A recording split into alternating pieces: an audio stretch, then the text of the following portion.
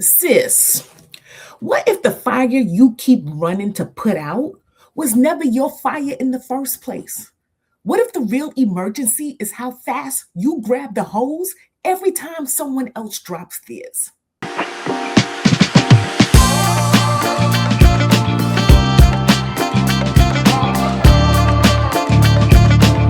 All right, we're going to start today.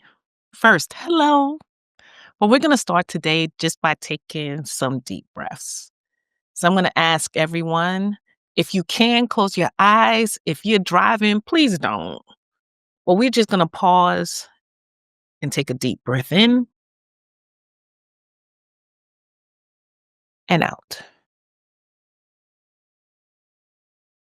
Deep breath in and out. That's right. I just want us to be grounded and be here for a minute. Because today, I was literally looking at my calendar and I remembered a version of myself that I do not miss. You know that. You know that person. You know the one who answers the call at 9 p.m. at night. The one who says yes before they even check if they have the energy, let alone the time to do whatever's being asked. You know that woman. You see her in the mirror every morning. You are the indispensable one. The one they call when the house is burning down. The fixer. The one who holds it all together for the job, for the family, for the church, mm, even for the man. Just telling the truth. Because from the outside, you look like a hero. But let's be real. From the inside, you feel like a hostage. So today, we're going to diagnose this real quick. Because you're not just tired. You're in what I call a capacity crisis. And to help you see what I'm talking about, we need to talk about, you heard me talk about her before, Simone. We spoke about her just the other week. She's a leader who is structurally overloaded. She's built a life that is a fortress of accomplishments, but the woman living inside is collapsing. She's terrified. She's terrified that if she stops for 1 second, the whole system will break. And I see you.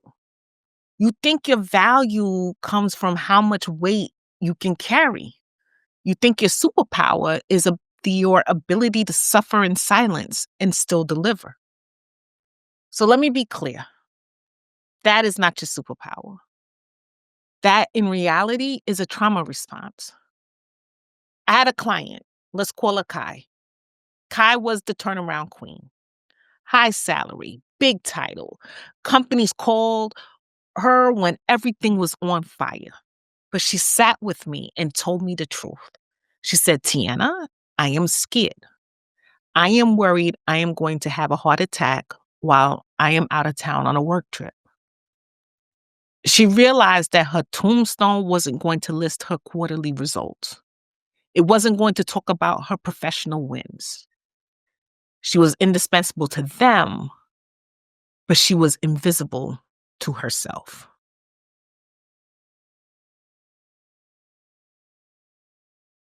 That hit me emotionally. And sis, I feel it for you as well. Because here's the trap. You have spent your whole career being the firefighter. You run towards the heat. You put out the flames and you save the day. Yet I don't see no medals of valor or medals of courage. I don't see them praising your name. You cannot be the firefighter and the architect at the same time. An architect doesn't run into burning buildings. An architect designs buildings that don't catch on fire. You have to make a critical decision. You have to gain the clarity decide, and announce like Kai did, I will no longer accept the job just because of the salary. If it doesn't fit the life I want to live. So how do we stop the fire? How do we stop firefighting? Well, let me tell you, you need two things. That's right, two things. And I know you're all like, what? Just two things? Yes, two things. The first one is the audit. You need to stop guessing why you are tired and look at the data. You need to conduct a personal sustainability audit. You need to see exactly where the leaks are in your foundation. And then second, you need to start working on your no list because you cannot build a new life on cluttered ground. You need to build a retaining wall. You need to write down the things you will simply no longer do. Not because you can't, but because you choose that you won't. The world will always have fires. There will always be an emergency. But you do not have to be the water source for everyone else's thirst. You do not have to be the water source for everyone else's thirst. I put a link to the personal sustainability audit in the show notes. Say that fast. Personal sustainability audit. It's a diagnostic tool. Use it because our ancestors, your ancestors, worked so you could have choices, not so that you could have high blood pressure. Put down the hose, sis. Put it down. Pick up a pen and start working on the other resource I put in the show notes. And that's the Architect's No List worksheet.